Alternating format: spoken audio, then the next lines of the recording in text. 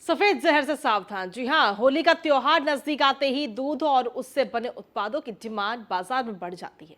अब ऐसे में मुनाफाखोरी के लिए मिलावट करने वाले भी एक्टिव हो चुके हैं। दूध से लेकर पनीर, छेना और मावा जैसे तमाम उत्पाद कई जगह पर मिलावटी मिल रहे हैं। ये बना कौन उत्पाद रहा बना। त्योहार पर खुशियों की जगह आपको गम दे सकता है, आपकी तबीयत खराब कर सकता है। तो वहीं धर्म की नगरी मथुरा में भी अधर्म का काला कारोबार हो रहा है। देखिए हमारी ये स्पेशल रिपोर्ट।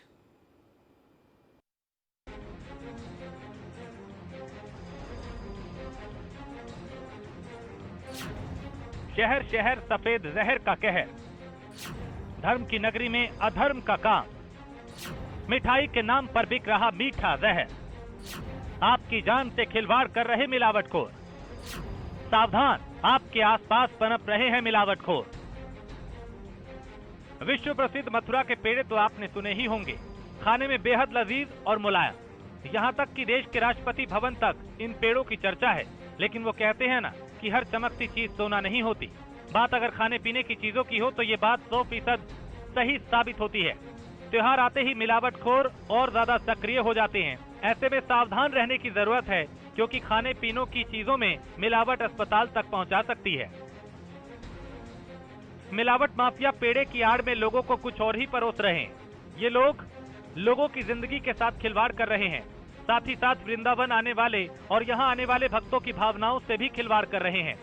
वृंदावन के प्रमुख बाजारों में मिलने वाले पेड़ों में खोआ, मावा, सूजी, मैदा, आटा, बूरा और कई खतरनाक केमिकल का उपयोग कर उसकी लागत को कम कर मुनाफे को कई गुना ज्यादा किया जा रहा है। घुसपैठी है, मिलावटखोर। जहाँ 60 रुपए किलो दूध बिकता है वो 200 रुपए किलो, 180 रुपए किलो, 220 रुपए किलो पेड़े बना करके बेच रहे हैं और लोगों के स्वास्थ्य के साथ खिलवाड़ कर रहे हैं। पेड़े ले रहे हैं प्रसाद के लिए। वृंदावन के मशहूर है। हाँ जी, हाँ जी, हाँ जी, तो ये आपके अच्छे लगते हैं? हाँ जी। तो मतलब आप पहली बार आई हैं या पहले भी आते रहे? पहले भी आए एक बार, दूसरी बार आए आज।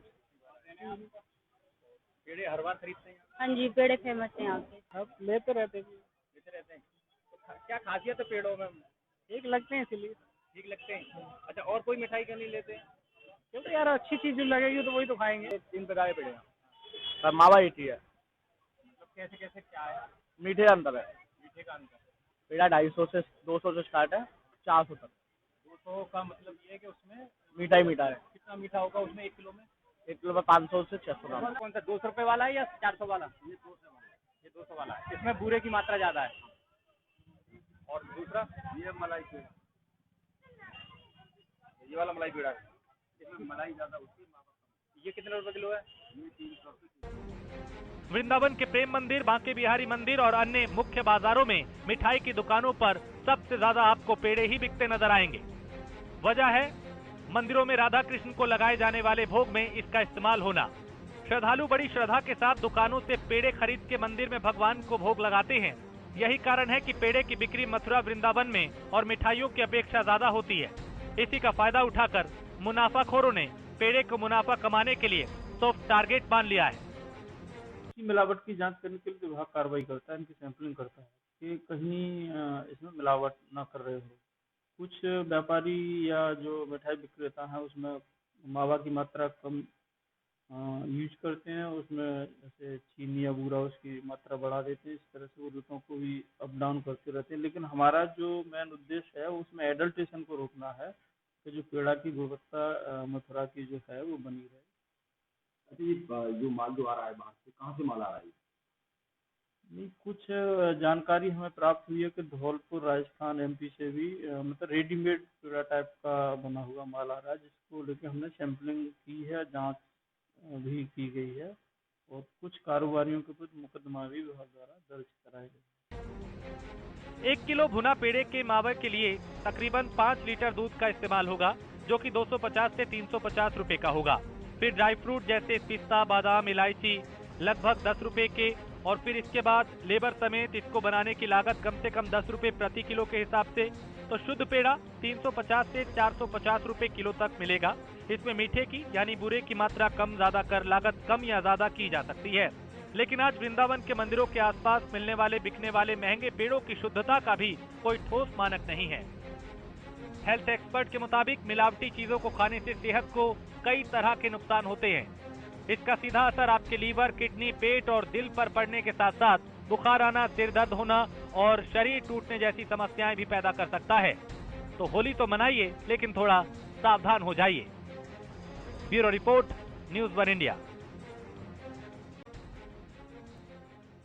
और इसी पर ज्यादा जानकारी देने के लिए हमारे साथ में एडिटर इनपुट आशीष चतुर्वेदी जुड़ गए। आशीष जी, क्या कुछ अपडेट है? देखिए, जिस तरीके से त्योहार चाहे कोई भी हो, चाहे होली का हो, दिवाली का हो, जन्माष्टमी हो या रक्षाबंधन हो, जैसे ही ये त्योहार नजदीक आते हैं तो मिलावटखोर एकदम एक्टिव मोड में आ जाते हैं और अपने सामान में मिलावट करना शुरू भी कर देते हैं।